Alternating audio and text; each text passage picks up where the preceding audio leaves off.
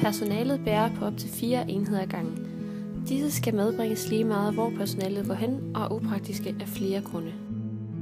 Det tager tid at få styr på alle enhederne. De er lette at glemme i løbet af dagen.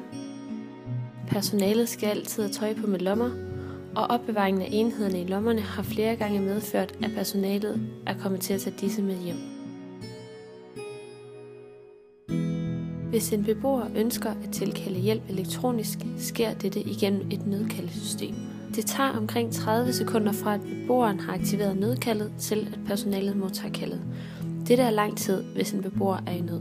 Personalet modtager et nødsignal uanset om det er et hjælpekald eller et nødkald. Det kræver derfor et vist kendskab til beboerne at vurdere, om det er en nødsituation eller blot et hjælpekald. I nogle situationer, f.eks. om natten, anvendes der en babyalarm til kommunikationen mellem beboer og personale. Babyalarmernes signal har ikke særlig stor rækkevidde, hvilket skaber utryghed for både beboer og personale. I personalerummet er der kun signal gennem et vindue, og alarmen skal derfor stå meget præcist. Når personalet skal give hinanden beskeder, er de nødt til at gå væk fra beboerne på grund af tavshedspligten. Da personalet ikke har andre muligheder, bliver de nødt til at trække hinanden ind i et kosteskab for at kunne tale i fred. Derudover skriver personalet ofte små beskeder eller post-its, som de derefter tager med over i personalebygningen for at kunne skrive dem ned i journaler. Den første del af løsningen er en app, som kan anvendes på en smartphone. Adgang til appen er beskyttet af en adgangskode.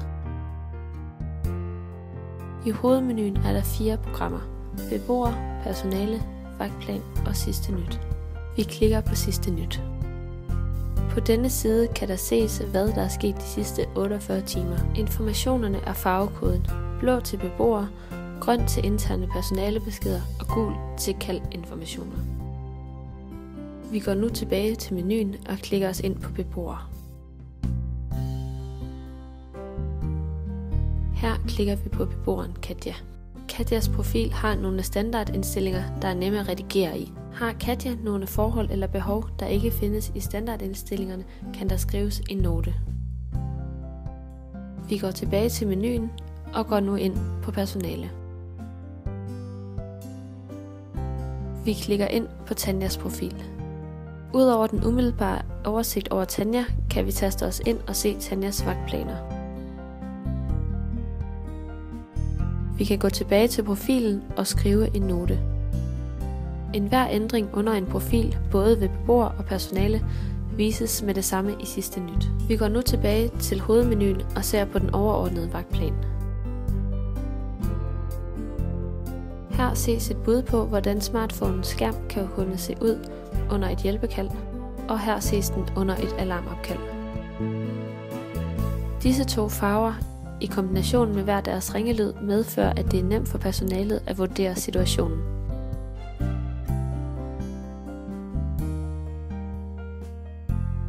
Beboerne kan aktivere det stemmestyrede armbånd ved hjælp af en stemmekommando. F.eks. ved ordet tilkald sende en besked til en smartphone.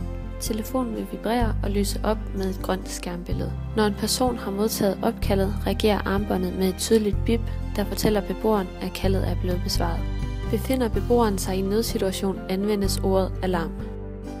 Dette vil udløse en høj ringetone sammen med en rød skærm, der tydeligt indikerer, at dette er en nødsituation. I armbåndet samles funktionerne for nødkaldet og babyalarmen, samtidig med at signalproblemet løses. Toolbelt er en løsning, der kan anvendes allerede nu. Ved at samle alle enheder i et bælte, bliver det nemt at huske alle redskaber, samtidig med, at de ikke er til hindring for den normale arbejdsgang. Bæltet gøres til en uniform, der tages på, når man møder på arbejde, og overdrages til den, der overtager vagten, når man har fri.